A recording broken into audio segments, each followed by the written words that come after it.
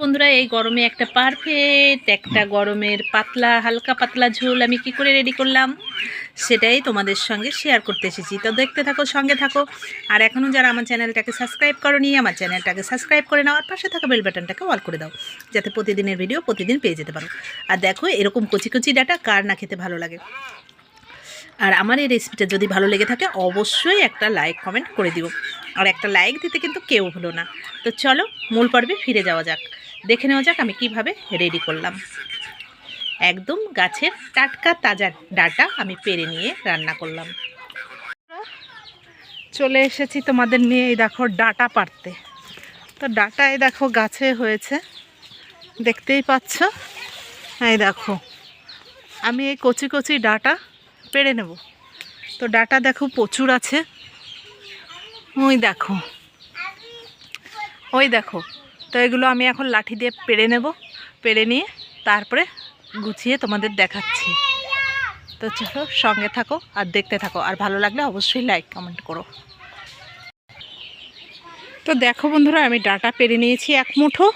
এবার চলো কেটে ধুয়ে এই ডাটা দিয়ে কী রেসিপি হয় সেটাই তোমাদের সঙ্গে শেয়ার করি।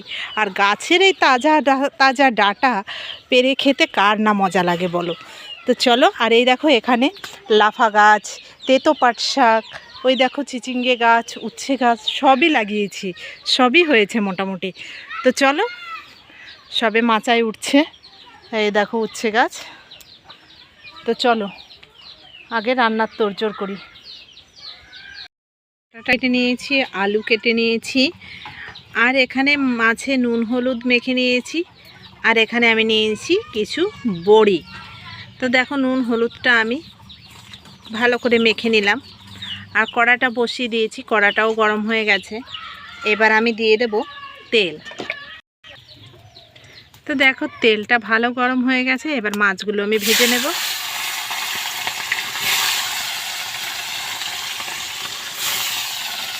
একবারে কিন্তু হবে না মাছটা আমার ভাজা, আমার 3 বার লাগবে। চলো মাছটা ভেজে নিচ্ছি। ওয়েদারটা দেখো কত সুন্দর, আর আমার বাবু আজকে একটু শান্তিতে আছে না বাবা, আজকে গরম কম।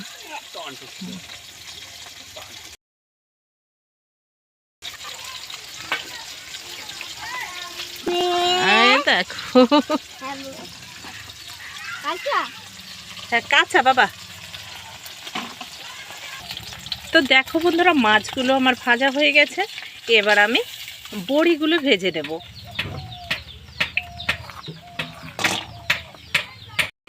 তো দেখো বড়িটা ভেজে নেওয়ার পরে আমি একটু জিরে আর ধনে ভেজে নিলাম, এবার আমি তুলে নেব। এই দেখো আমার দুষ্টু বুড়োর কাজ দেখো, এই দেখো এই দেখো আমার দুষ্টু বুড়ো সব বাচ্চাগুলো তাড়িয়ে ধরে বেড়াচ্ছে। তো এই দেখো তেলের উপরে আমি একটা তেজপাতা দিলাম, আর দিলাম কিছু গোটা জিরে। তো এই গরমে বন্ধুরা তোমরা যদি এইভাবে রেসিপিটা একবার করে খাও তো তোমাদের প্রত্যেকেরই ভালো লাগবে। এবার আলুগুলো দিয়ে আমি একটু আলুগুলো ভেজে নেব, আর আলুগুলো ভাজা হতে হতে আমি একটু আদা বেটে নেব। দেখো আলুটা বেশ ভাজা হয়ে গেছে, এই মুহূর্তে আমি নুন দিয়ে দিলাম। দেখো আমি আদাটা বেটে নিয়েছি, এবার আমি আদাটাও দিয়ে দিলাম।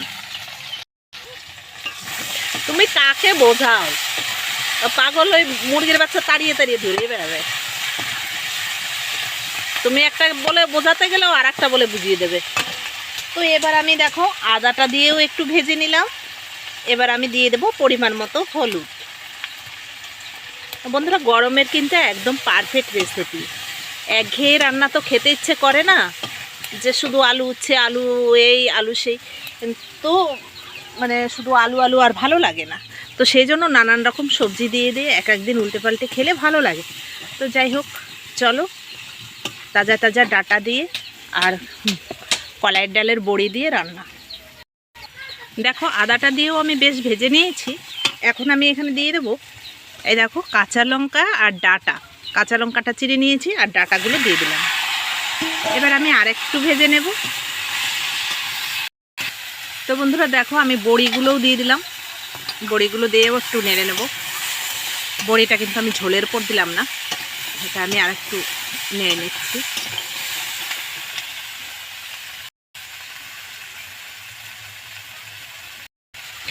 তো বেশ দেখো কষানো হয়ে গেছে, এবার আমি জলটা দিয়ে দিলাম।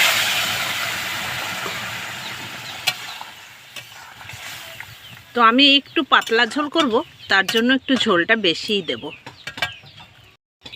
তো দেখো এই পরিমাণে আমি ঝোল দিয়েছি, এবার তরকারিটা আমি ঢেকে ভালো করে ফুটিয়ে নেব। তো দেখো তরকারিটা আমি ঢেকে দিয়েছিলাম, দেখো তরকারিটা আমার অনেকটাই ঝোলটা নর্মাল হয়ে এসছে। এবার আমি মাছগুলো দিয়ে দেব। আর তোমরা সবাই জানো মাছগুলো দেওয়ার পরে আর একটু ফুটিয়ে নিতে হয়, তো আমি আরও একটু ফুটাবো। আর এদিকে জিরে আর ধনেটা যে আমি ভেজে রেখেছিলাম ওটা আমি বেটে নেব।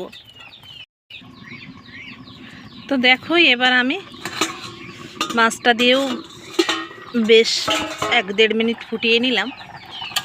দেখো আমি এই ঝোলটা রাখবো।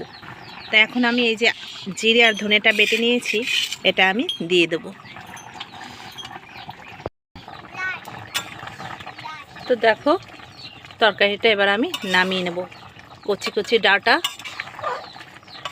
সুন্দর দেখো ডাঁটাগুলোও মানে সিদ্ধ হয়েছে, আর বড়িগুলোও দেখো একদম গলে গেছে। তো চলো নামিয়ে নিয়ে এবার চলো যাই গরম গরম ভাতে খেয়ে নেওয়া যাক। এটা কিন্তু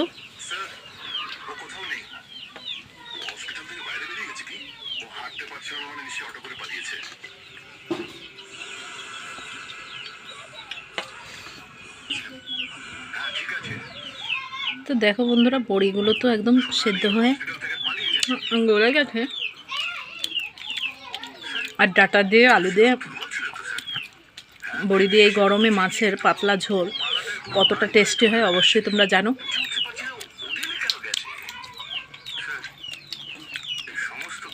তো চলো সবাইকে অসংখ্য ধন্যবাদ, অনেক ভালোবাসা।